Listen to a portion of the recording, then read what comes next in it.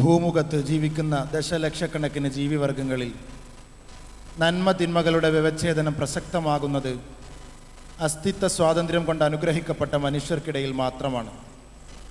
ശരിയായ വിശ്വാസം, കർമ്മങ്ങൾ, സ്വഭാവം, സംസ്കാരം ഇതെല്ലാം മനുഷ്യൻ എങ്ങനെയാണ് കണ്ടെത്തുക? മനുഷ്യാസ്തിത്വവുമായി ബന്ധപ്പെട്ട് മൗലികമായി ഈ ചോദ്യത്തിന് ഉത്തരമായിക്കൊണ്ടാണ് പ്രവാചകന്മാർ നിയോഗിക്കപ്പെട്ടതും വേദഗ്രന്ഥങ്ങൾ അവതരിപ്പിക്കപ്പെട്ടതും. അന്തിമ പ്രവാചകനായ മുഹമ്മദ് നബി സല്ലല്ലാഹു അലൈഹി വസല്ലമയും അന്തിമ വേദഗ്രന്ഥമായ പരിശുദ്ധ ഖുർആനും നന്മ തിന്മകളെ കൃത്യമായി വേർതിരിച്ചു. നിർഭാഗ്യവശാൽ ഖുർആനും പ്രവാചകചര്യയുമാണ് ഇസ്ലാമിൻ്റെ അടിസ്ഥാന പ്രമാണങ്ങളെന്ന വസ്തുത മുസ്ലിം സമൂഹത്തിനു പോലും വിസ്മൃതമായിരിക്കുന്നു. പ്രമാണങ്ങളുടെ പ്രസക്തിയെയും പ്രാധാന്യത്തെയും അപ്രമാദിത്വത്തെയും കുറിച്ച് സംസാരിക്കുന്നത് ബഹുമാന്യ പണ്ഡിതൻ ഹനീഫ് കായക്കൊടി. അദ്ദേഹത്തെ ആദരപൂർവ്വം ക്ഷണിക്കുന്നു. അസ്സലാമു അലൈക്കും വറഹ്മത്തുള്ളാഹി വബറകാതുഹു. ഇന്നൽ ഹംദലില്ലാഹ് നഹ്മദുഹു വനസ്തഈനുഹു വനുഅ്മിനു ബിഹി വനതവക്കലു അലൈഹി വനഊദു ബില്ലാഹി മിൻ ശുറൂരി അൻഫുസിനാ വമിൻ സയ്യിആതി അഅമാലിനാ മൻ യഹ്ദിഹില്ലാഹു ഫലാ മുളില്ല ലഹു വമൻ യുദ്ലിൽ ഫലാ ഹാദിയ ലഹു وأشهد أن لا إله إلا الله وحده لا شريك له وأشهد أن محمدًا عبده ورسوله أرسله بالهدى ودين الحق ليظهره على الدين كله ولو كره المشركون. يا أيها الناس اتقوا ربكم الذي خلقكم من نفس واحدة وخلق منها زوجها وبث منهما رجالا كثيرا ونساء واتقوا الله الذي تساءلون به والأرحام إن الله كان عليكم رقيبا. يا أيها الذين آمنوا اتقوا الله حق تقاته ولا تموتن إلا وأنتم مسلمون. يا أيها الذين آمنوا اتقوا الله وقولوا قولا سديدا يصلح لكم أعمالكم ويغفر لكم ذنوبكم ومن يطع الله ورسوله فقد فاز فوزا عظيما. أما بعد فإن خير الكلام كلام الله وخير السنن سنن محمد صلى الله عليه وسلم وشر الأمور محدثاتها وكل محدثة بدعة وكل بدعة ضلالة. أعوذ بالله من الشيطان الرجيم. بسم الله الرحمن الرحيم. قل يا أيها الناس إني رسول الله إليكم جميعا الذي له ملك السماوات والأرض لا إله إلا هو يحيي ويميت فآمنوا بالله ورسوله النبي الأمي الذي يؤمن بالله وكلماته واتبعوه لعلكم تهتدون. ബഹുമാനരായ സഹോദരന്മാരെ, സഹോദരികൾ, അല്ലാഹുവിൻ്റെ അപാരമായ അനുഗ്രഹത്താൽ അവൻ്റെ ദീനുമായി ബന്ധപ്പെട്ട കാര്യങ്ങൾ പഠിക്കുവാനും മനസ്സിലാക്കുവാനും കേൾക്കുകയും പഠിക്കുകയും ചെയ്യുന്ന കാര്യങ്ങൾ ജീവിതത്തിൽ പകർത്തുവാനുള്ള സാഹചര്യമൊരുക്കുവാനും വേണ്ടിയാണ് നാം ഇവിടെ ഒരുമിച്ച് കൂടിയിരിക്കുന്നത്. ജീർണതകളും തിന്മകളും മൂല്യച്യുതികളുമൊക്കെ നമ്മുടെ ചുറ്റും അതിൻ്റെ ഏറ്റവും മൂർത്തമായ രൂപത്തിൽ വലയം ചെയ്തുകൊണ്ടിരിക്കുന്ന ഒരു സാഹചര്യത്തിൽ അല്ലാഹുവിൻ്റെ വജ്ഹ് മാത്രം, തൃപ്തി മാത്രം ഉദ്ദേശിച്ചുകൊണ്ട് നാം നടത്തുന്ന ഈ കൂട്ടായ്മ അവൻ ഒരു സൽക്കർമ്മമായി സ്വീകരിക്കട്ടെ എന്നാദ്യമായി പ്രാർത്ഥിക്കുകയാണ്. ഈ ലോകത്ത് അല്ലാഹു സുബ്ഹാനഹു വ തആല മനുഷ്യനെ സൃഷ്ടിക്കുകയും ആ മനുഷ്യ സമൂഹത്തിന് നേരിൻ്റെ മാർഗമായി അവൻ്റെ ദീൻ അവൻ പഠിപ്പിച്ചു കൊടുക്കുകയും ചെയ്തു.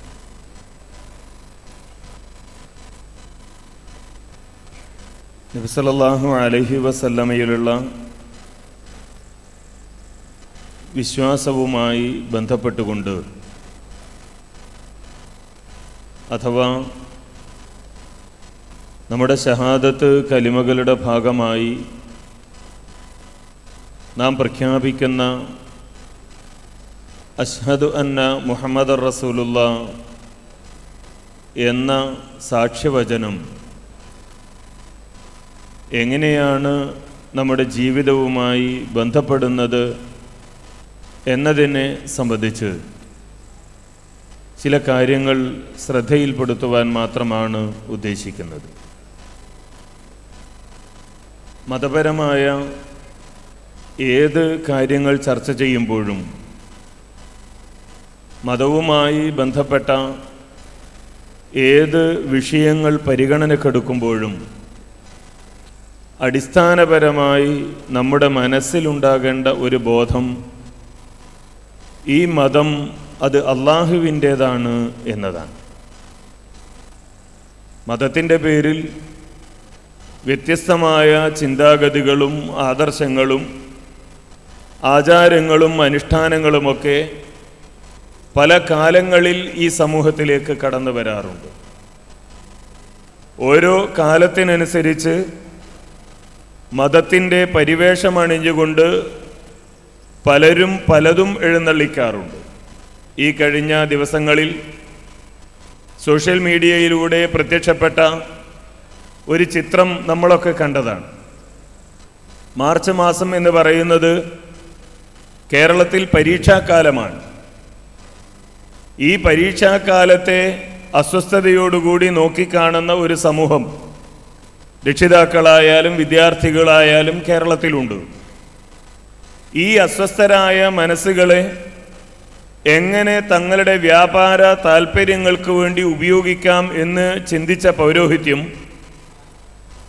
ഇവിടെ ലേബർ ഇന്ത്യയും അതേപോലെയുള്ള വിദ്യാഭ്യാസ പ്രസിദ്ധീകരണാലയങ്ങളുമൊക്കെ ഗൈഡുകളും പരീക്ഷാ പതിപ്പുകളുമൊക്കെ പുറത്തിറക്കാറുള്ളത് പോലെ പൗരോഹിത്യം അവരുടെ വകയായി ഒരു എക്സാം കിറ്റ് പുറത്തിറക്കിയിരിക്കുകയാണ്.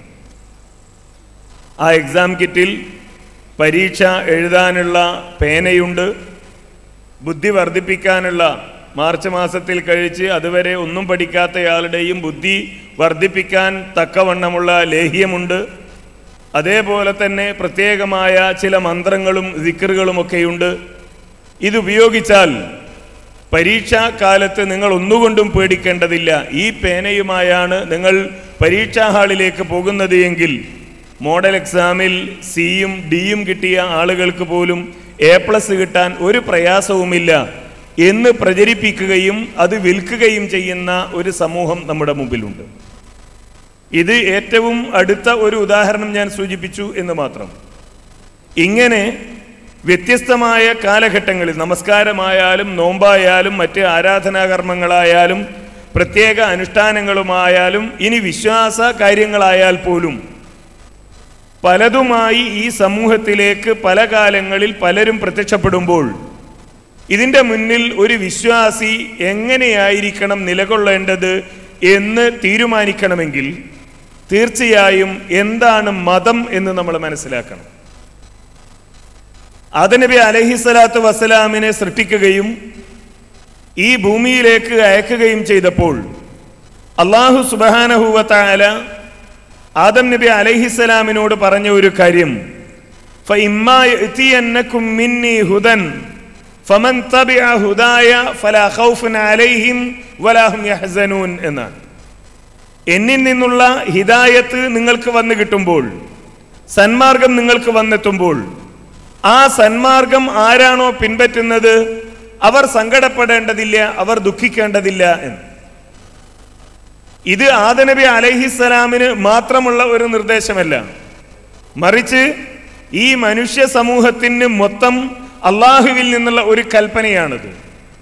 അള്ളാഹുവിൽ നിന്നുള്ള സന്ദേശം, അള്ളാഹുവിൽ നിന്നുള്ള ഹിദായത്ത്, അത് അള്ളാഹു ഈ സമൂഹത്തിന് എത്തിച്ചു കൊടുക്കും.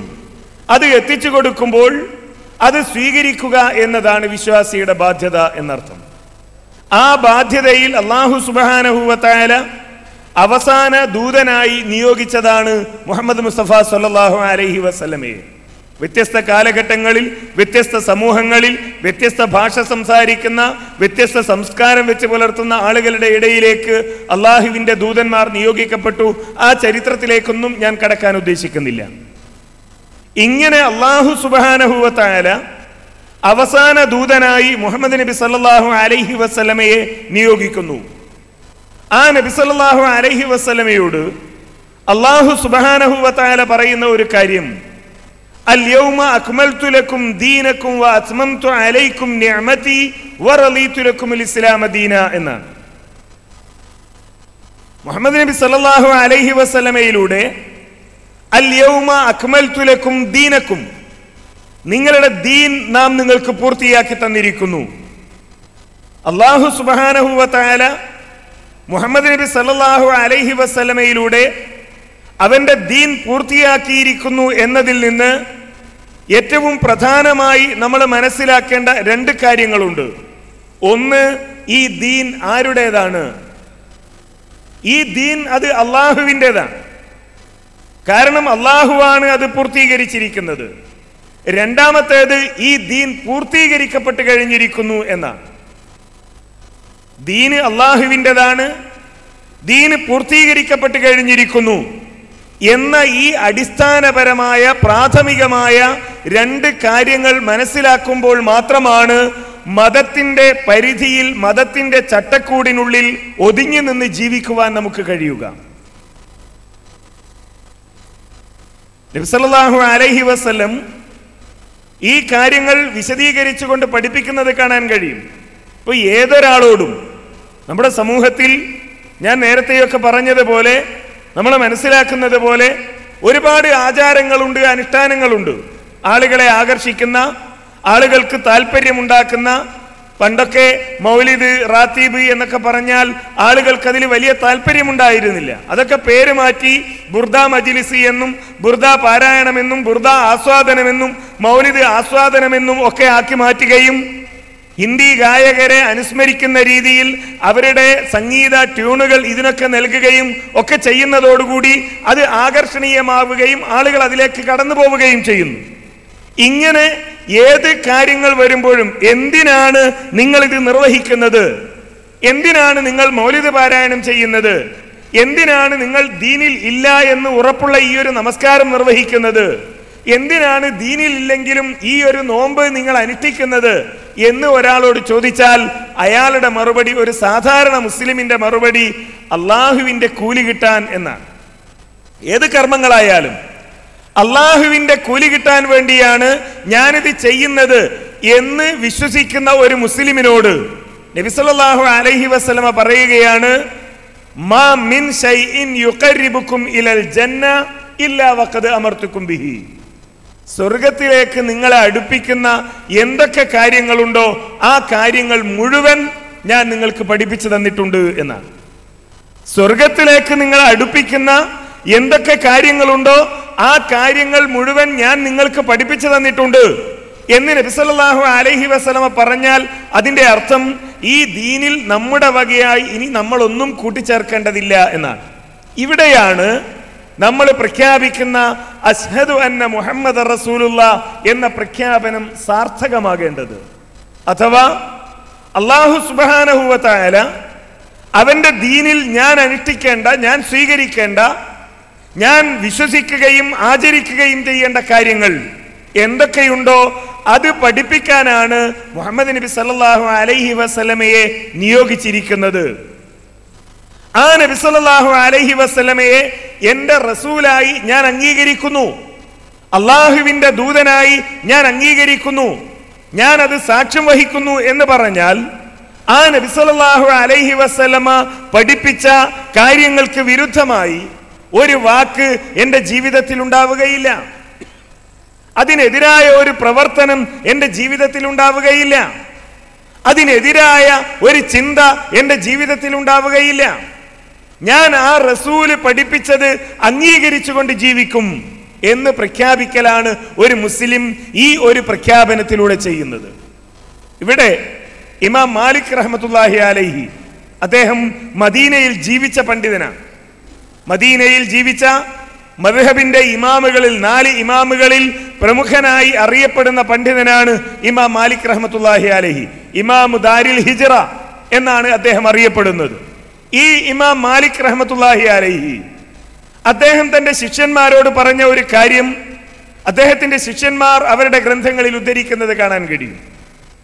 അദ്ദേഹം പറയുകയാണ്, ഒരാൾ മതത്തിൽ ഒരു പുതിയ കാര്യം ഉണ്ടാക്കി എന്നിരിക്കുക. മൻ ഇബ്തദഅ ഫിൽ ഇസ്ലാമി ബിദ്അതൻ, മതത്തിൽ ഒരാൾ ഒരു പുതിയ കാര്യം ഉണ്ടാക്കുകയാണ്. ഒന്നുകിൽ ഒരു നിസ്കാരം, അല്ലെങ്കിൽ ഒരു നോമ്പ്, അല്ലെങ്കിൽ ഒരു ദിക്ർ, അല്ലെങ്കിൽ ഒരു സലാത്ത്, എന്തെങ്കിലും ഒരു കാര്യം ഒരാൾ ഉണ്ടാക്കുന്നു. ഫയറാഹ ഹസന, എന്നിട്ട് അയാൾ പറയുന്നു ഇത് നല്ലതാണ്, ഈ ദിക്ർ അത് ഇന്ന സമയത്ത് ഇന്ന് ഇത്ര പ്രാവശ്യം ചൊല്ലിയാൽ വളരെ കൂലിയുണ്ട്, ഇതാ നാരിയ സലാത്ത് എന്ന് പറഞ്ഞിട്ടൊരു സലാത്ത്, താജ് സലാത്ത് എന്ന് പറഞ്ഞ് വേറൊരു സലാത്ത്, സലാത്തുൽ ഫാത്തിഹി എന്ന് പറഞ്ഞ് വേറൊരു സലാത്ത്, ഈ സലാത്തുകളൊക്കെ ഉണ്ട്, അത് ഇങ്ങനെ വെള്ളിയാഴ്ച രാവ് 1111 പ്രാവശ്യം ചൊല്ലിയാൽ ഇന്ന കൂലിയുണ്ട്, അല്ലെങ്കിൽ റജബി 27 ഒരു നോമ്പ്, ശഅബാൻ 15 ഒരു നോമ്പ്, അതല്ലെങ്കിൽ റജബിലും ശഅബാനിലും പ്രത്യേകമായ നിസ്കാരങ്ങൾ, ഇങ്ങനെ ഇതൊക്കെയുണ്ട്, ഇതൊക്കെ നല്ലതാണ് എന്ന് ഒരാൾ പറഞ്ഞാൽ ഫഖദ് സഅമ അന്ന മുഹമ്മദൻ സല്ലല്ലാഹു അലൈഹി വസല്ലം ഖാന റിസാല,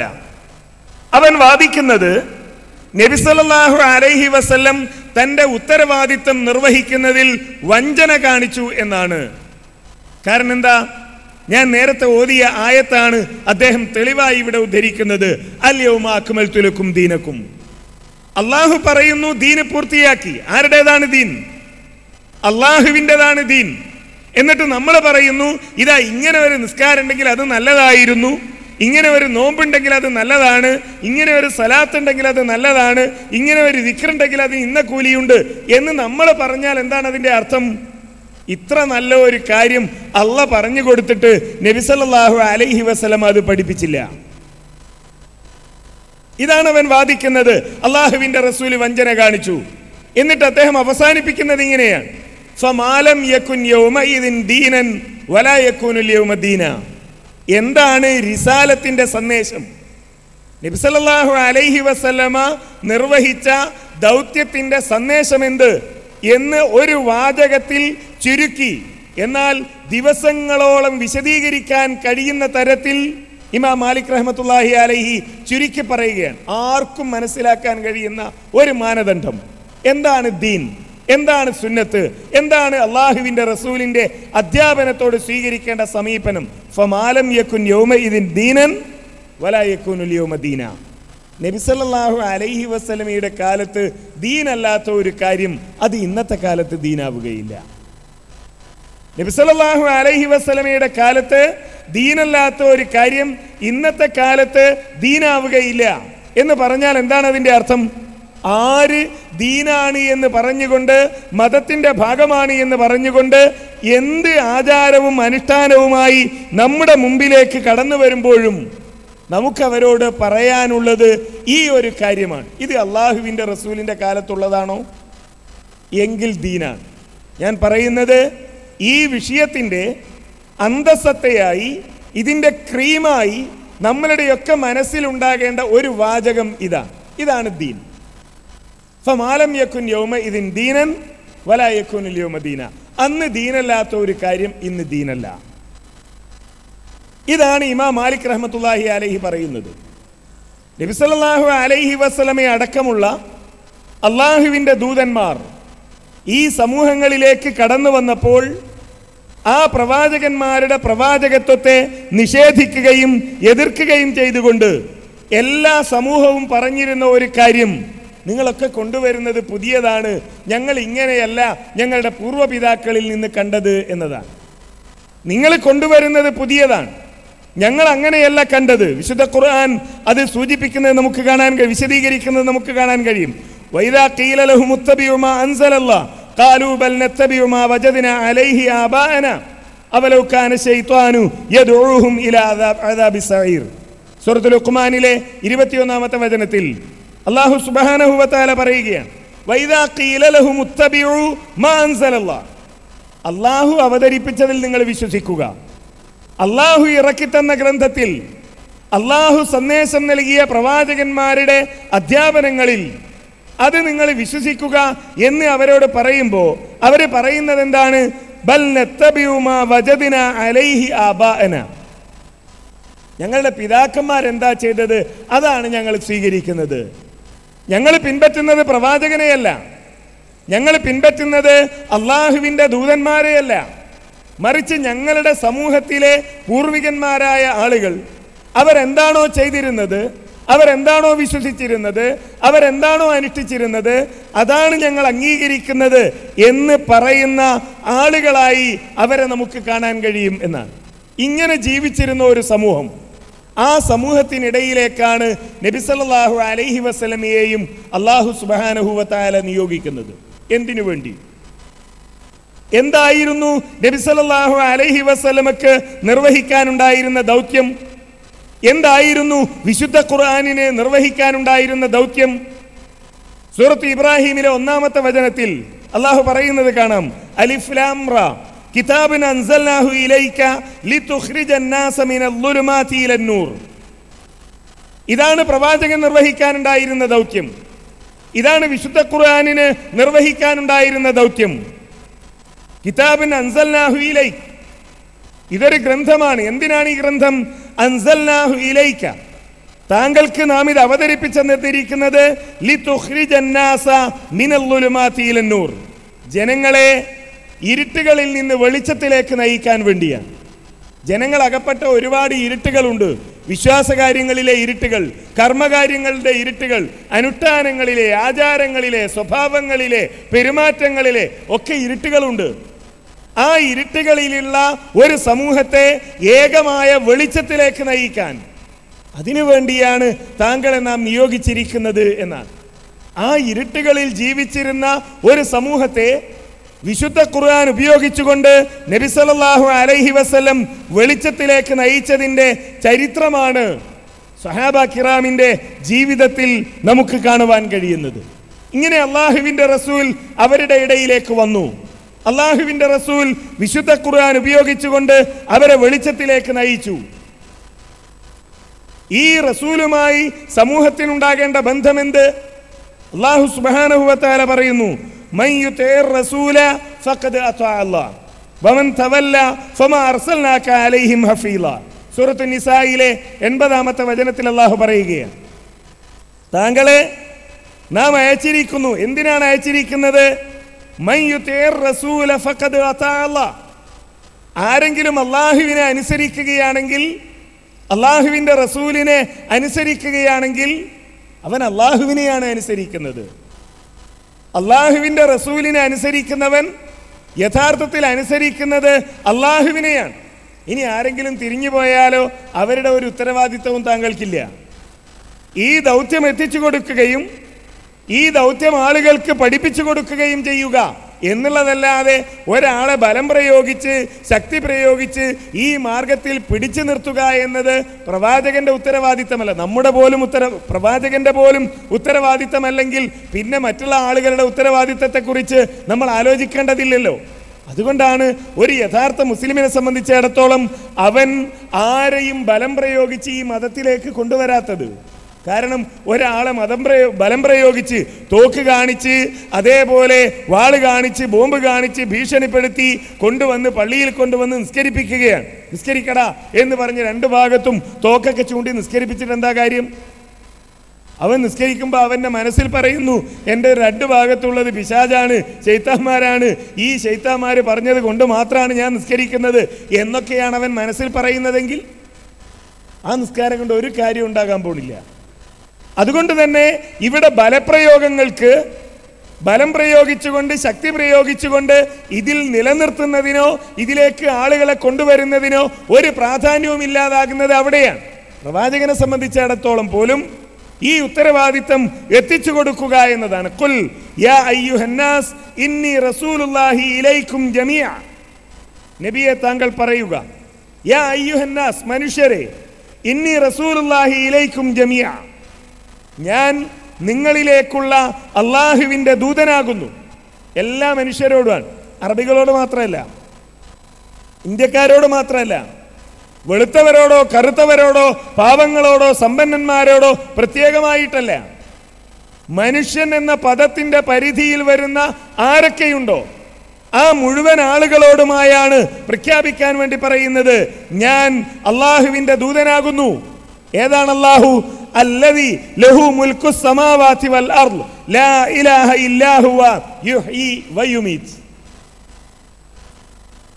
ആകാശ ഭൂമികളുടെ ആധിപത്യം അവനാകുന്നു. അവനല്ലാതെ ആരാധനക്കർഹനായി വേറെ ആരും തന്നെയില്ല. അവനാണ് ജീവിപ്പിക്കുന്നത്, അവനാണ് മരിപ്പിക്കുന്നത്. അങ്ങനെയുള്ള അള്ളാഹു, ആ അള്ളാഹുവിന്റെ ദൂതനാകുന്നു ഞാൻ. ഇനി എന്താ നിങ്ങൾ ചെയ്യേണ്ടത്? ഫആമിനു ബില്ലാഹി വറസൂലിഹി നബിയിൽ ഉമ്മിയില്ലദീ യുഅ്മിനു ബില്ലാഹി വകലിമാതിഹി വത്തബിഊഹു ലഅല്ലക്കും തഹ്തദൂൻ. നിങ്ങൾ അള്ളാഹുവിൽ വിശ്വസിക്കണം, ഈ നബിയിൽ വിശ്വസിക്കണം. ആ നബി അള്ളാഹുവിൽ, അതേപോലെ അള്ളാഹുവിന്റെ കലിമത്തുകളിൽ വിശ്വസിക്കുന്നവനാണ്. പിന്നെ നിങ്ങളുടെ ഉത്തരവാദിത്തം എന്താണ്? വത്തബിഊഹു, ആ പ്രവാചകനെ നിങ്ങൾ പിൻപറ്റണം. ഈ ദൂതനും വിശ്വാസികളും തമ്മിലുള്ള ബന്ധമെന്ത്? ഒരു വിശ്വാസിക്ക് തൻ്റെ റസൂലിനോടുള്ള കടപ്പാടെന്ത് എന്നതിൻ്റെ ഏറ്റവും ചുരുങ്ങിയ ഒരു രൂപമാണ് അള്ളാഹു ഇവിടെ വിശദീകരിക്കുന്നത്. ഇത്തിബാൻ, അള്ളാഹുവിൻ്റെ റസൂലിനെ പിൻപറ്റുക. നബി സല്ലല്ലാഹു അലൈഹി വസല്ലമയെ പിൻപറ്റി ജീവിക്കുക എന്നതാണ് ഒരു വിശ്വാസിക്ക് നിർവഹിക്കാനുള്ള ഉത്തരവാദിത്തം. നബി സല്ലല്ലാഹു അലൈഹി വസല്ലമ അത് തന്നെയാണ് പഠിപ്പിക്കുന്നത്. മൻ അഹബ്ബ സുന്നത്തി ഫഖദ് അഹബ്ബനി. ആരെങ്കിലും എന്നെ സ്നേഹിച്ചാൽ, ആരെങ്കിലും എൻ്റെ സുന്നത്ത് പിൻപറ്റിയാൽ അവൻ എന്നെ സ്നേഹിച്ചു. നബി സല്ലല്ലാഹു അലൈഹി വസല്ലമയെ സ്നേഹിക്കുവാനുള്ള വഴി എന്താണ്? അള്ളാഹുവിൻ്റെ റസൂലിനെ സ്നേഹിക്കാനുള്ള വഴി കൊല്ലത്തിൽ ഏതെങ്കിലും ഒരു ദിവസം തിരഞ്ഞെടുത്ത് അന്നൊരു പ്രകടനവും അന്നൊരു മുദ്രാവാക്യവും അന്ന് കുറേ ഐസ്ക്രീമും പായസവും വിതരണം ചെയ്യലുമാണോ? നമ്മളൊക്കെ സ്നേഹിക്കുന്നുണ്ട് പലരെയും. അനുവദനീയമായ സ്നേഹങ്ങൾ, അനുവദനീയമല്ലാത്ത സ്നേഹത്തെക്കുറിച്ചല്ല ഞാൻ പറയുന്നത്. മാതാപിതാക്കളെ സ്നേഹിക്കുന്നുണ്ട്, സഹോദരങ്ങളെ സ്നേഹിക്കുന്നുണ്ട്. എങ്ങനെയാണ് നമ്മുടെ മാതാപിതാക്കളെ നാം സ്നേഹിക്കുന്നത്? നമ്മളുടെ മാതാപിതാക്കളോടുള്ള സ്നേഹത്തിൻ്റെ ഭാഗമാണ് നമ്മളുടെ കോളേജിലുള്ള, നമ്മുടെ സ്ഥാപനങ്ങളിലുള്ള നമ്മുടെ പഠനം. കാരണം എനിക്ക് വേണ്ടിയാണ് എൻ്റെ മാതാപിതാക്കൾ അധ്വാനിക്കുന്നത്. അവരെനിക്ക് വേണ്ടി പണം ചെലവഴിക്കുന്നു. ആ പണം ഞാൻ കൃത്യമായി ഉപയോഗിക്കേണ്ടതുണ്ട്. ആ പണം ഞാൻ തെറ്റായ വഴിയിലേക്ക് ചെലവഴിക്കാൻ പാടില്ല. അവരെന്നെ ഏൽപ്പിച്ച ഉത്തരവാദിത്തം ഞാൻ നിർവഹിക്കേണ്ടതുണ്ട് എന്ന് മനസ്സിലാക്കി കൃത്യമായി ആ ഉത്തരവാദിത്തം നിർവഹിക്കുക എന്നത് മാതാപിതാക്കളോടുള്ള സ്നേഹത്തിൻ്റെ ഭാഗമാണ്. നമ്മുടെ കൂട്ടത്തിലൊരു വിദ്യാർത്ഥിയുണ്ട് എന്ന് വിചാരിക്കുക. പിതാവ് അയക്കുന്ന പണം, പിതാവിൽ നിന്ന് ചോദിച്ചു വാങ്ങുന്ന പണം തികച്ചും തെറ്റായ മാർഗത്തിൽ അവൻ വിനിയോഗിക്കുന്നു. പഠനകാര്യങ്ങളിൽ ഒരു ശ്രദ്ധയും അവനില്ല. പഠിക്കുക എന്ന ഉത്തരവാദിത്തം നിർവഹിക്കുന്ന കാര്യത്തിൽ അവൻ അമ്പേ പരാജയപ്പെടുന്നു. എന്നാൽ കൊല്ലത്തിൽ ഒരു ദിവസം അവൻ ഫ്രണ്ട്സിനെയൊക്കെ വിളിച്ച് ഏറ്റവും നല്ല തൊട്ടടുത്തുള്ള ഏറ്റവും വലിയ ടൗണിലെ ഏറ്റവും നല്ല ഹോട്ടലിൽ കൊണ്ടുപോയി കൂട്ടുകാർക്കൊക്കെ ഭക്ഷണം വാങ്ങിക്കൊടുക്കുകയാണ്. ഒരാൾ ചോദിച്ചു, എന്താണ് ഇന്ന് പ്രത്യേകത? ഇന്ന് എൻ്റെ ബാപ്പയുടെ, എൻ്റെ പിതാവിൻ്റെ ജന്മദിനമാണ്, അത് ഞാൻ ആഘോഷിക്കാൻ തീരുമാനിച്ചതാണ്. കാരണം എനിക്ക് വാപ്പാനോട് അത്രയും ഇഷ്ടമാണ് എന്നൊരു കുട്ടി പറഞ്ഞാൽ ആ കുട്ടി ഒരു മാതൃകാ വിദ്യാർത്ഥിയാണ് എന്ന് നമ്മൾ ആരെങ്കിലും പറയും? കൊല്ലത്തിൽ ബാക്കി മുഴുവൻ ദിവസവും പിതാവിൻ്റെ അധ്വാനത്തിൻ്റെ, പിതാവിൻ്റെ ജീവിതം നൽകുന്ന സന്ദേശത്തിൻ്റെ, ആ പിതാവ് നൽകുന്ന പണത്തിൻ്റെ ന്യായമായ ഒരു കാര്യവും ഉപയോഗിക്കാതെ, അതിനോട് ഒട്ടും നീതി പുലർത്താതെ, അതിന് തികച്ചും വിരുദ്ധമായി ജീവിക്കുകയും പ്രവർത്തിക്കുകയും ചെയ്തുകൊണ്ട് കൊല്ലത്തിൽ ഒരു ദിവസം പിതാവിൻ്റെ ബർത്ത്ഡേ ആഘോഷിക്കുന്ന മകൻ എന്ത് സ്നേഹമാണ് പിതാവിനോട് കാണിക്കുന്നത്? ഇവിടെ നബി സല്ലല്ലാഹു അലൈഹി വസല്ലമയോടുള്ള സ്നേഹം എന്ന് പറയുന്നത് ജീവിതത്തിൽ മുഴുവൻ ഉണ്ടാകേണ്ട ഒരു കാര്യമാണ്. അതുകൊണ്ടാണല്ലോ ഒരു മുസ്ലിമിനെ സംബന്ധിച്ചിടത്തോളം ഒരു മുസ്ലിം അല്ലാത്ത ഒരാൾ ഇസ്ലാമിലേക്ക് കടന്നു വരുമ്പോൾ അഷ്ഹദു അന്ന മുഹമ്മദ് റസൂലുള്ളാഹി എന്ന് പ്രഖ്യാപിക്കണം. ഒരിക്കൽ പറഞ്ഞാൽ മതിയോ? വരുന്ന ദിവസം അയാൾ മുസ്ലിം ആകാൻ തീരുമാനിക്കുന്ന ദിവസം പ്രഖ്യാപിച്ചാൽ മതിയോ അഷ്ഹദു അന്ന മുഹമ്മദ് റസൂലുള്ളാഹി? പോരാ. അത് പ്രഖ്യാപിച്ചത് മുതൽ അയാളുടെ ജീവിതത്തിൽ ഒരു ദിവസത്തിൽ തന്നെ പല പ്രാവശ്യം പലപ്പോഴായി പല സന്ദർഭങ്ങളിൽ പല വേദികളിൽ പല രംഗങ്ങളിൽ അയാൾ ആവർത്തിച്ചു കൊണ്ടേയിരിക്കണം. ഇത് നമ്മളിങ്ങനെ ഓർമ്മിച്ചു കൊണ്ടിരിക്കുകയാണ്. മുഹമ്മദ് നബി അള്ളാഹിന്റെ റസൂലാണ്.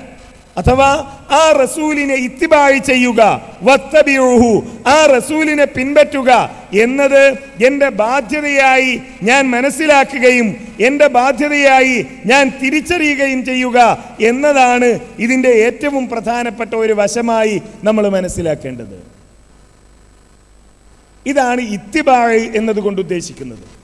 നബി സല്ലല്ലാഹു അലൈഹി വസല്ലം റസൂലാണ് എന്ന് മനസ്സിലാക്കുക, നബി സല്ലല്ലാഹു അലൈഹി വസല്ലം റസൂലാണ് എന്ന് അംഗീകരിക്കുക എന്ന് പറയുന്നതിൻ്റെ അർത്ഥം ആ നബി സല്ലല്ലാഹു അലൈഹി വസല്ലമയെ ഇത്തിബാഅ് ചെയ്യുക, പിൻപറ്റുക എന്നതാണ്. അഥവാ അള്ളാഹുവിൻ്റെ റസൂൽ പഠിപ്പിച്ചു തന്ന കാര്യങ്ങൾ, മതപരമായി അള്ളാഹുവിൻ്റെ റസൂൽ പഠിപ്പിച്ചു തന്ന കാര്യങ്ങൾ അത് ജീവിതത്തിൽ പകർത്തുകയും അത് അംഗീകരിക്കുകയും ചെയ്യുക എന്നതാണ് ഇത്തിബാഅ് എന്നതുകൊണ്ട് ഉദ്ദേശിക്കുന്നത്. ഇവിടെ നബി സല്ലല്ലാഹു അലൈഹി വസല്ലമയുടെ ചര്യകളോട് വ്യത്യസ്തമായ സമീപനം സ്വീകരിക്കുന്ന ആളുകൾ നമ്മുടെ മുമ്പിലുണ്ടാകും. നബി സല്ലല്ലാഹു അലൈഹി വസല്ലമയുടെ ചര്യ എന്ന് പറയുന്നത്, സുന്നത്ത് എന്ന് പറയുന്നത് അത് നിസ്സാരമായ ഒരു കാര്യമാണ്. കാരണം പണ്ടൊക്കെ മദ്രസകളിൽ നമ്മൾ പഠിച്ചു വെച്ച ഒരു നിർവചനം, ചെയ്താൽ കൂലിയുള്ളതും ഉപേക്ഷിച്ചാൽ ശിക്ഷയില്ലാത്തതുമായ കാര്യമാണ് സുന്നത്ത് എന്ന് കർമ്മശാസ്ത്രപരമായ സുന്നത്തുകൾക്ക് നൽകി വെച്ച ഒരു നിർവചനമുണ്ട്. അത് പ്രവാചകന്റെ ചര്യക്കും ബാധകമാക്കി. അത്രയേ ഉള്ളൂ. നിസ്കാരം എന്ന് പറഞ്ഞാൽ നമുക്ക് തോന്നിയതുപോലെ നിസ്കരിക്കാം, നോമ്പ് എന്ന് പറഞ്ഞാൽ നമുക്ക് തോന്നിയതുപോലെ, ഹജ്ജ് എന്ന് പറഞ്ഞാൽ അതിന് പ്രത്യേകമായ വ്യവസ്ഥകളും കാര്യങ്ങളൊന്നുമില്ല. അത്തരം വ്യവസ്ഥകളൊക്കെ കൃത്യമായി പാലിക്കുക എന്ന് പറയുന്നത് അതൊക്കെ നിസ്സാരമായ കാര്യങ്ങളാണ് എന്ന് മനസ്സിലാക്കുന്ന ആളുകളുണ്ട്. ഉദാഹരണത്തിന് നമസ്കാരത്തിൻ്റെ കാര്യം എടുക്കുക. നബി സല്ലല്ലാഹു അലൈഹി വസല്ലം എങ്ങനെയാണ് നമുക്ക് നിസ്കാരം പഠിപ്പിച്ചു തന്നത്? അള്ളാഹുവിൻ്റെ റസൂൽ സ്വഹാബത്തിനോട് ഇങ്ങനെ നമസ്കാരമുണ്ട്, അതിൽ ഫാത്തിഹയുണ്ട്, സൂറത്തുണ്ട്, റുക്കോയുണ്ട്, സുജൂദുണ്ട്, ഇങ്ങനെ ചില ദിക്റുകളൊക്കെ ഉണ്ട്, ഇനി നിങ്ങൾ നിസ്കരിച്ചോളൂ എന്ന് പറഞ്ഞതല്ല. മറിച്ച് അല്ലാഹു സുബ്ഹാനഹു വ തആല ജിബ്രീൽ അലൈഹിസ്സലാമിനെ അയക്കുകയാണ്. എന്നിട്ട് നബി സല്ലല്ലാഹു അലൈഹി വസല്ലമക്ക് ഇമാമായി നിന്നുകൊണ്ട് ജിബ്രീൽ അലൈഹിസ്സലാം നിസ്കരിക്കുകയാണ്. ആ നമസ്കാരം നബി സല്ലല്ലാഹു അലൈഹി വസല്ലം നോക്കി കാണുകയാണ്, പഠിക്കുകയാണ്. എന്നിട്ട് അള്ളാഹുവിൻ്റെ റസൂൽ ഇമാമായി നിന്നു സഹാബികളോട് പറയുന്നു, സ്വല്ലു കമാ റഅയ്തുമൂനി ഉസല്ലി, ഞാൻ എങ്ങനെയാണോ നിസ്കരിക്കുന്നത് കാണുന്നത് അതുപോലെ നിങ്ങൾ നിസ്കരിക്കുക. അള്ളാഹുവിൻ്റെ റസൂൽ വെറുതെ ഒന്ന് നിസ്കരിച്ച് കാണിച്ച് ഇനി നിങ്ങൾ നിസ്കരിച്ചോന്നല്ല. ആ നിസ്കാരം സ്വഹാബത്ത് നമസ്കരിക്കുമ്പോൾ നബി സല്ലല്ലാഹു അലൈഹി വസല്ലമ പരിശോധിക്കുകയാണ്. എന്തെങ്കിലും അബദ്ധങ്ങൾ വരുന്നുണ്ടോ? അബദ്ധങ്ങൾ വരുമ്പോൾ അള്ളാഹുവിൻ്റെ റസൂൽ തിരുത്തി കൊടുക്കുകയാണ്. അത് ചെയ്യാൻ പാടില്ല, അങ്ങനെ ചെയ്യരുത്, ഇങ്ങനെ ചെയ്യരുത്, ഇങ്ങനെ വേഗത കൂട്ടരുത്, ഇങ്ങനെ തിരക്ക് കൂട്ടരുത്, ധൃതി പിടിക്കരുത് എന്നൊക്കെ പറഞ്ഞുകൊണ്ട് നബി സല്ലല്ലാഹു അലൈഹി വസല്ലം തിരുത്തി കൊടുക്കുന്നത് നമുക്ക് കാണാൻ കഴിയും. എന്തുകൊണ്ട് എന്ന ചോദ്യത്തിൻ്റെ ഉത്തരമാണ് നേരത്തെ നമ്മൾ പറഞ്ഞത്. ഇത് അള്ളാഹുവിൻ്റെ ദീനാണ്. അള്ളാഹുവിൻ്റെ ഈ ദീനിൽ എങ്ങനെയൊക്കെ നിർവഹിക്കണമെന്ന് തീരുമാനിച്ചത് അള്ളാഹുവാണ്. അതുകൊണ്ട് തന്നെ ആ അള്ളാഹു എന്താണോ പഠിപ്പിച്ചിരിക്കുന്നത്, അവൻ്റെ ദൂതനിലൂടെ പഠിപ്പിച്ചു തന്നിരിക്കുന്നത്, അത് ഞാൻ അംഗീകരിക്കും എന്നതാണ് അഷ്ഹദു അന്ന മുഹമ്മദ് റസൂലുള്ളാഹ് എന്ന പ്രഖ്യാപനം കൊണ്ട് അർത്ഥമാക്കുന്നത്. ഇതാണ് റിസാലത്ത് എന്നതുകൊണ്ട് നമ്മൾ ഉദ്ദേശിക്കുന്നത്, നമ്മൾ മനസ്സിലാക്കേണ്ടത്. ഈ ഇത്തിബാഅ് ഇതിൽ നിന്ന് വ്യത്യസ്തമായി ഞാൻ പറഞ്ഞതുപോലെ സ്വീകരിക്കുന്ന സമീപനങ്ങളിൽ ഏറ്റവും പ്രധാനപ്പെട്ട ഒരു കാര്യമാണ് മദ്ഹബുകളെ തഖ്ലീദ് ചെയ്യുക എന്നത്. മദ്ഹബുകളെ തഖ്ലീദ് ചെയ്യുക. നമ്മുടെ നാടുകളിൽ കാണാം, ഒന്നുകിൽ ഷാഫി മദ്ഹബിനെ അല്ലെങ്കിൽ ഹനഫി മദ്ഹബിനെ. നമ്മുടെ നാടുകളിൽ സാർവത്രികമായുള്ളത് ഈ രണ്ട് മദ്ഹബുകളാണ്, ഒന്നുകിൽ ഹനഫി മദ്ഹബ് അല്ലെങ്കിൽ ഷാഫി മദ്ഹബ്. എന്താണ് തഖ്ലീദ് പാടില്ല എന്ന് നമ്മൾ പറയാനുള്ള കാരണം? തഖ്ലീദ് എന്ന് പറഞ്ഞാൽ ഏതെങ്കിലും ഒരു പണ്ഡിതൻ പറഞ്ഞത് അങ്ങനെ തന്നെ അനുകരിക്കുക എന്നാണ്. ഖബൂലു ഖൗലിൻ ബിലാ ഹുജ്ജ, തെളിവ് നോക്കാതെ ഒരു കാര്യം സ്വീകരിക്കുക എന്നതാണ് തഖ്ലീദ് എന്നതിൻ്റെ നിർവചനമായി നമുക്ക് കാണാൻ കഴിയുക. ഇമാം ഷാഫി അങ്ങനെ പറഞ്ഞു, ഇമാം അബൂ ഹനീഫ ഇങ്ങനെ പറഞ്ഞു, അതുകൊണ്ട് ഞങ്ങൾ ചെയ്യുന്നു എന്നാണ്. എന്നാൽ അതിനപ്പുറത്ത് ഇത്തിബായി എന്നതിനാണ് പ്രസക്തിയുള്ളത്, തഖ്ലീദിനല്ല. രണ്ടും വേർതിരിച്ച് നമ്മൾ മനസ്സിലാക്കണം. ഇത്തിബായി എന്താണ്?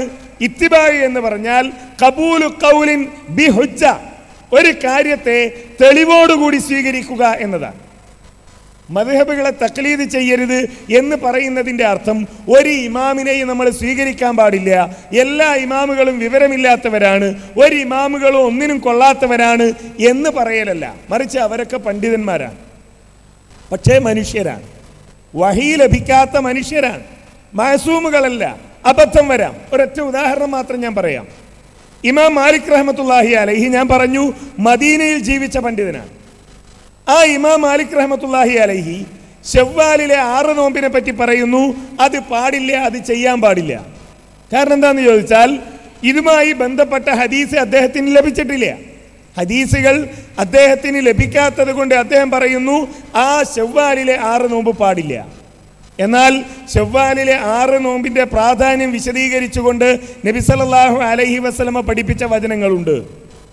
ഇവിടെ ഒരു മുസ്ലിം ഈ 2 അഭിപ്രായങ്ങൾ കാണുന്നു. ഒന്ന്, ഇമാം മാലിക് അത് പാടില്ല എന്ന് പറയുന്നത്. 2, നബി സല്ലല്ലാഹു അലൈഹി വസല്ലമ അത് പഠിപ്പിച്ചത്. ഇവിടെ ഒരു വിശ്വാസി എന്ത് സമീപനം സ്വീകരിക്കണം? ഒരു തർക്കവുമില്ല, അള്ളാഹുവിൻ്റെ റസൂല് പറഞ്ഞതാണ് സ്വീകരിക്കേണ്ടത്.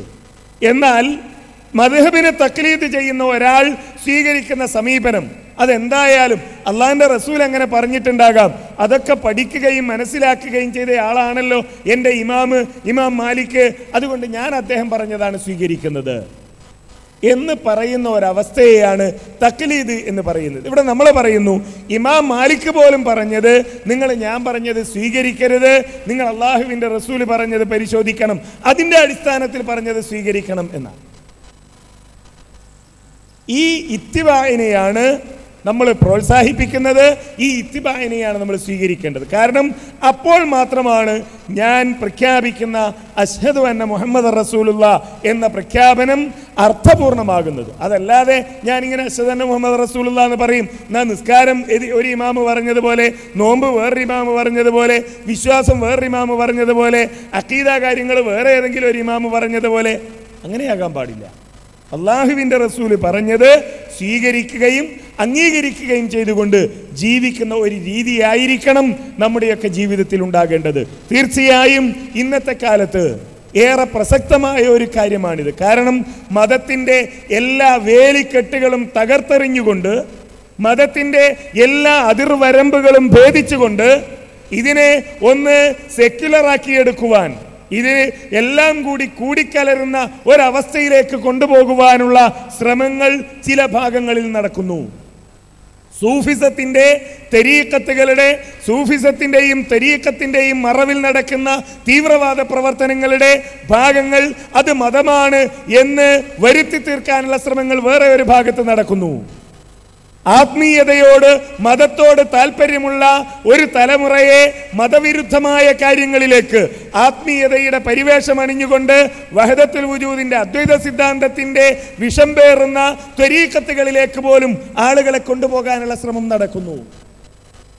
ഇത്തരം വഴിതെറ്റിക്കാനുള്ള ശ്രമങ്ങൾ എമ്പാടുമുള്ള ഒരു കാലത്ത് എന്താണ് ദീൻ എന്ന് പ്രാഥമികമായി മനസ്സിലാക്കുകയും എന്താണ് റിസാലത്തി എന്ന് മനസ്സിലാക്കുകയും എന്താണ് ഇത്തിബായി എന്ന് തിരിച്ചറിയുകയും ചെയ്തുകൊണ്ട് ഈ എല്ലാ തിന്മകളെയും പ്രതിരോധിക്കാൻ നമുക്ക് കഴിയണം. നമ്മുടെ കയ്യിൽ ഒരു സ്കെയിൽ ഉണ്ടാകുമ്പോൾ, നമ്മുടെ കയ്യിൽ ഒരു അളവുകോലുണ്ടാകുമ്പോൾ ഏതിനെയും കൃത്യമായി അളന്ന് മുറിച്ചെടുക്കുവാൻ നമുക്ക് കഴിയും. ഇവിടെ മതം എന്ത് എന്ന് മനസ്സിലാക്കാനുള്ള ഒരു അളവുകോൽ വിശുദ്ധ ഖുർആൻ പറഞ്ഞ ഈ പ്രവാചകനെ ഇത്തിബായി ചെയ്യുക എന്നതാണ്. അതാണ് ഞാൻ ആദ്യം സൂചിപ്പിച്ച ഇമാം മാലിക് റഹ്മത്തുള്ളാഹി അലൈഹിയുടെ വചനം.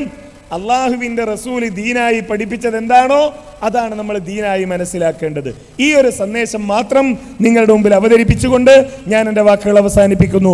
വൽഹംദുലില്ലാഹി റബ്ബിൽ ആലമീൻ. അസ്സലാമു അലൈക്കും വറഹ്മത്തുള്ളാഹി വബറകാതുഹു. അസ്സലാമു അലൈക്കും. എൻ്റെ പേര് അജ്മൽ. ഞാൻ NITK സൂറത്തിൽ റിസർച്ച് സ്കോളറാണ്, മാംഗ്ലൂർ.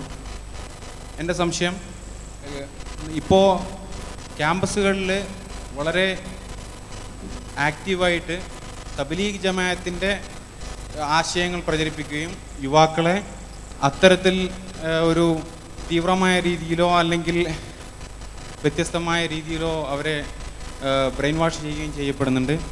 ഇസ്ലാമികമായി തബ്ലീഗ് ജമാഅത്തിൻ്റെ ആദർശങ്ങളിൽ എങ്ങനെയാണ് നമ്മുടെ നിലപാട് എന്നറിയാം. മുസ്ലിം ചെറുപ്പക്കാരിൽ ഏറെ സ്വാധീനം ചെലുത്താൻ വേണ്ടി ശ്രമിച്ചുകൊണ്ടിരിക്കുന്ന തബ്ലീഗ് ജമാഅത്ത് എന്ന ഒരു വിഭാഗത്തെ പറ്റിയാണ് ബഹുമാന്യനായ ചോദ്യകർത്താവ് സംശയം ഉന്നയിച്ചിരിക്കുന്നത്. യഥാർത്ഥത്തിൽ ഞാൻ നേരത്തെ സൂചിപ്പിച്ചതുപോലെ ആളുകളുടെ മനസ്സറിഞ്ഞുകൊണ്ട് പ്രവർത്തനം നടത്തുക, പ്രമാണങ്ങളല്ല, അള്ളാഹുവിൻ്റെ നിർദ്ദേശങ്ങളല്ല, അള്ളാഹുവിൻ്റെ റസൂലിൻ്റെ നിർദ്ദേശങ്ങളല്ല, മറിച്ച് സമൂഹത്തിൻ്റെ താല്പര്യവും മനസ്സും അറിഞ്ഞുകൊണ്ട് പ്രവർത്തനം നടത്തുന്ന ഒരു രീതിയാണ് തബ്ലീഗ് ജമാഅത്ത് സ്വീകരിക്കുന്നതായി നമുക്ക് കാണാൻ കഴിയുക. യഥാർത്ഥത്തിൽ നമ്മുടെ നാടുകളിൽ നമ്മൾ കണ്ടുകൊണ്ടിരിക്കുന്ന ഖുബൂരി ചിന്താഗതിക്കാരായ ആളുകൾ, അഥവാ ഖബറുകളുടെ അരികിൽ പോയി പ്രാർത്ഥിക്കുകയും അത്തരം നേർച്ചകൾ നടത്തുകയും ഒക്കെ ചെയ്യുന്ന ആളുകൾ ഏതൊരു വിശ്വാസമാണോ സ്വീകരിക്കുന്നത് അതേ വിശ്വാസമാണ് തബ്ലീഗ് ജമാഅത്ത് സ്വീകരിക്കുന്നത് എന്ന് നമുക്ക് കാണാൻ കഴിയും. മലയാളത്തിൽ അവർ ഇറക്കിയ പുസ്തകങ്ങളായാലും ഉറുദുവിൽ പുറത്തിറക്കുന്ന അവരുടെ ഗ്രന്ഥങ്ങളായാലും അവരുടെ നേതാക്കന്മാരുടെ ഇപ്പോൾ ഈ ജമാഅത്തുകളിലൊക്കെ വായിക്കുന്ന ഫലായിലുകളുടെ കിതാബുകളായാലും ഒക്കെ ഇത് നമുക്ക് കാണുവാൻ കഴിയും. അള്ളാഹുവിലുള്ള വിശ്വാസത്തെക്കുറിച്ച് തബ്ലീഗ് ജമാഅത്ത് പറയുന്നത് നമ്മൾ റബ്ബുനല്ല എന്ന് അംഗീകരിച്ചാൽ മതി എന്നാണ്. റബ്ബുനല്ല എന്ന് അംഗീകരിച്ചാൽ മതി. നിങ്ങളിൽ ചിലർക്കെങ്കിലും പരിചയമുണ്ടാകും, തിരുവനന്തപുരത്ത് ഹോട്ടൽ സംസം എന്ന പേരിൽ ഒരു ഹോട്ടലുണ്ട്, പാളയത്ത് തന്നെ. അതിൻ്റെ ഓണറായ അബ്ദുള്ള ഹാജി തബ്ലീഗ് ജമാഅത്തിൻ്റെ സജീവ പ്രവർത്തകനാണ്. അദ്ദേഹം തൗഹീദുമായി ബന്ധപ്പെട്ടുകൊണ്ട് ഒരു പുസ്തകം പുറത്തിറക്കിയിട്ടുണ്ട്. ആ പുസ്തകത്തിൽ അദ്ദേഹം സമർത്ഥിച്ചു കൊണ്ടുവരുന്നത് ഇതാണ്. പലയിടങ്ങളിൽ ആ പുസ്തകത്തിൽ അദ്ദേഹം പറയുന്നു, റബ്ബുനല്ല എന്ന് അംഗീകരിച്ചുകൊണ്ട് മഹാന്മാരായ അമ്പിയാക്കളോട്, ഔലിയാക്കളോട്, സ്വാലിഹികളോട്, ശുഹദാക്കളോട് ഒരാൾ അയാളുടെ ജീവിതത്തിലെ എന്തെങ്കിലും ഒരു പ്രശ്നം പരാതി പറഞ്ഞാൽ അതൊരിക്കലും ലാ ഇലാഹ ഇല്ലല്ലാഹ് എന്ന ആദർശത്തിന് എതിരാവുകയില്ല എന്ന് അദ്ദേഹം ആ പുസ്തകത്തിൽ സമർത്ഥിക്കുന്നുണ്ട്.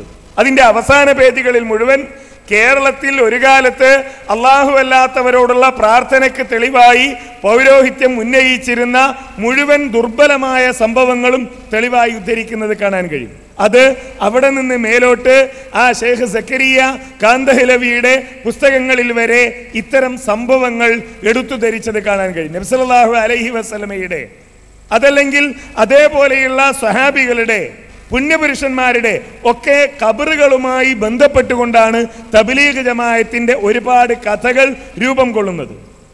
തബ്ലീഗ് ജമാഅത്തിന്റെ ശൈഖുമാർ ഈ മഖബറകളിൽ പോയി ഇന്നത്തെ സൂഫികളിൽ കാണുന്നത് പോലെ മുറാഖബ, ആഴ്ചയിൽ ഒരു ദിവസം ഏതെങ്കിലും ഒരു ശൈഖിൻ്റെ, നിസാമുദ്ദീൻ ഔലിയയുടെ, അതല്ലെങ്കിൽ അതേപോലെ പാകിസ്ഥാനിലോ ഇന്ത്യയിലോ ഉള്ള ഏതെങ്കിലും തബ്ലീഗ് ജമാഅത്തിന്റെ നേതാക്കന്മാരുടെ മഖബറകളുടെ അരികിൽ പോയി അരമണിക്കൂർ, 3/4 മണിക്കൂർ ശരീരം മുഴുവൻ മറച്ച് ആ ഖബറിൽ നിന്ന് ഒരു ആത്മീയ ചൈതന്യം ലഭിക്കാൻ വേണ്ടി അവിടെ പോയിരിക്കുന്ന മുറാഖബ സ്വീകരിക്കുന്നവരാണ് എന്ന് നമുക്ക് കാണാൻ കഴിയും. പക്ഷേ കേരളത്തിൽ സ്ഥിതി അല്പമൊന്ന് മെച്ചപ്പെടാനുള്ള കാരണം ഇവിടെ ഒരു ഇസ്ലാഹി പ്രസ്ഥാനത്തിൻ്റെ സ്വാധീനവും അതിൻ്റെ പശ്ചാത്തലവും നിലനിൽക്കുന്നു എന്നതുകൊണ്ടാണ്. അതേപോലെ തന്നെ തവസ്സുലിൻ്റെ വിഷയത്തിൽ, മഹാന്മാരെ കൊണ്ട് തവസ്സുലാക്കുന്ന വിഷയത്തിൽ ഇസ്ലാമിക വിരുദ്ധമായ നിലപാടാണ് ഇവരിൽ നമുക്ക് കാണാൻ കഴിയുന്നത്. വിശ്വാസപരമായി ഒന്ന്. രണ്ടാമത്തേത് കർമ്മപരമായി. ഈ ഫലായിലിന്റെ കിതാബുകളിൽ പറഞ്ഞുകൊണ്ടിരിക്കുന്ന കള്ളക്കഥകൾ എമ്പാടും നമുക്ക് കാണുവാൻ കഴിയും. അള്ളാഹു പഠിപ്പിക്കാത്ത, അള്ളാഹുവിൻ്റെ റസൂല് പഠിപ്പിക്കാത്ത പ്രത്യേകതകളും പോരിശകളുമൊക്കെ പറയുന്ന ഒരു രീതി തബ്ലീഗിൻ്റെ ഈ പ്രബോധന രീതിയിൽ നമുക്ക് കാണാൻ കഴിയും. മൂന്നാമത്തേത് അവരുടെ സംഘടനാ രീതി. ഈ പറഞ്ഞതുപോലെയുള്ള ദഅവത്ത് യഥാർത്ഥത്തിൽ തബ്ലീഗ് ജമാഅത്തിന്റെ തുടക്കം തന്നെ ഒരു സ്വപ്നമാണ്. തബ്ലീഗ് ജമാഅത്തിന്റെ തുടക്കം തന്നെ ഒരു സ്വപ്നമാണ്. കാരണം സ്വപ്നം കാണുകയാണ്. അള്ളാഹുവിൻ്റെ ഒരു ആയത്തിന്റെ വിശദീകരണമായി സ്വപ്നം കാണുകയും ആ സ്വപ്നത്തിന്റെ അടിസ്ഥാനത്തിലാണ് ജമാഅത്ത് പുറപ്പെടേണ്ടതുണ്ട് എന്ന് തബ്ലീഗ് ജമാഅത്തിന്റെ നേതാക്കന്മാർ പ്രചരിപ്പിക്കുകയും ചെയ്യുന്നത്. ആ കിതാബുകൾ പരിശോധിച്ചാൽ ഫലായിലിന്റെ കിതാബുകൾ, ഹജ്ജിന്റെ ഫലായില്, ദിക്റിന്റെ ഫലായില്, നിസ്കാരത്തിന്റെ ഫലായില്, അതേപോലെ തന്നെ നോമ്പിന്റെ ഫലായില് എന്നിങ്ങനെ തുടങ്ങിയുള്ള ഈ ഫലായിൽ കിതാബുകൾ പരിശോധിച്ചാൽ ഒരടിസ്ഥാനവുമില്ലാത്ത കള്ളക്കഥകളാണ് എമ്പാടും നമുക്ക് കാണാൻ കഴിയുന്നത്. അതുകൊണ്ട് തന്നെ ഒരു മുസ്ലിമിനെ സംബന്ധിച്ചിടത്തോളം ഞാൻ പറഞ്ഞല്ലോ, നമുക്ക് മുമ്പിൽ അള്ളാഹുവിൻ്റെ ഖുർആനുണ്ട്, അള്ളാഹുവിൻ്റെ റസൂലിൻ്റെ സുന്നത്തുണ്ട്. ആ ഖുർആനും സുന്നത്തും പറഞ്ഞ് മാത്രമേ ജനങ്ങളെ നമ്മൾ ഈ ദീന് പഠിപ്പിക്കേണ്ടതുള്ളൂ. ജനങ്ങളെ ദീനിലേക്ക് കൂട്ടാൻ എന്ത് കള്ളക്കഥയും നമ്മൾ പറയേണ്ടതില്ല. ഒരാളെ നിസ്കരിക്കുന്നവനാക്കാൻ എന്തെങ്കിലും ഒരു കള്ളക്കഥ നമ്മൾ പറയേണ്ടതില്ല. അയാൾക്ക് ഖുർആനും അള്ളാഹുവിൻ്റെ റസൂലിൻ്റെ സുന്നത്തും പഠിപ്പിച്ചു കൊടുക്കുക എന്നതാണ് ഉത്തരവാദിത്തം. ഒന്ന്. രണ്ടാമത്തേത്, ഒരു മദ്യപാനിയെ നിസ്കരിക്കുന്നവനാക്കുക, ഒരു തോന്നിവാസിയെ നല്ലവനാക്കുക എന്നതിൻ്റെ പ്രാരംഭഘട്ടം എവിടെയാണ്? അവൻ്റെ വിശ്വാസമാണ്. ആയിഷ റളിയല്ലാഹു അൻഹ പറയുന്നത് കാണാൻ കഴിയും. നബി സല്ലല്ലാഹു അലൈഹി വസല്ലം എങ്ങാൻ ആദ്യം വന്നിട്ട് നിങ്ങൾ കള്ളു കുടിക്കരുത്, നിങ്ങൾ വ്യഭിചരിക്കരുത് എന്നാണ് പറഞ്ഞിരുന്നതെങ്കിൽ ഒരു പക്ഷേ അത് ഇങ്ങനെ ഉൾക്കൊള്ളാൻ ആളുകൾക്ക് കഴിയുമായിരുന്നില്ല. അടിസ്ഥാനത്തിൽ നിന്നാണ് അള്ളാഹുവിൻ്റെ റസൂൽ മാറ്റം വരുത്തി തുടങ്ങിയത്. ലാ ഇലാഹ ഇല്ലല്ലാഹ്, ഇവിടെയാണ് മാറ്റം വരുത്തേണ്ടത്. ആ ലാ ഇലാഹ ഇല്ലല്ലാഹ് എന്ന് പറയുന്നത് അള്ളാഹു റബ്ബാണ് എന്ന് അംഗീകരിക്കൽ മാത്രമല്ല, മറിച്ച് ഇൻഷാ അല്ലാഹ് അതിവിടെ വിശദീകരിക്കപ്പെടും. ലാ ഇലാഹ ഇല്ലല്ലാഹയുടെ അർത്ഥം എന്താണ്, തൗഹീദ് എന്നത് വിശദീകരിക്കപ്പെടാൻ പോവുകയാണ്. ആ അർത്ഥത്തിലാണ് തൗഹീദ് മനസ്സിലാക്കേണ്ടത്. എന്നാൽ തബ്ലീഗ് ജമാഅത്ത് ഈ തൗഹീദിനെ മനസ്സിലാക്കുന്നത് റബ്ബുനല്ലാഹ് എന്ന് അംഗീകരിച്ചാൽ മതി എന്നിടത്താണ്. ഈ ഭിന്നതകൾ മതപരമായ പ്രമാണങ്ങളുമായി തബ്ലീഗിന്റെ പ്രവർത്തനങ്ങളിൽ നമുക്ക് കാണാൻ കഴിയും. അതുകൊണ്ട് തന്നെ നമ്മൾ വിട്ടുനിൽക്കേണ്ട ഒരു പ്രവർത്തനമാണ് തബ്ലീഗ് ജമാഅത്തിൻ്റെത് എന്ന് സൂചിപ്പിക്കുകയാണ്.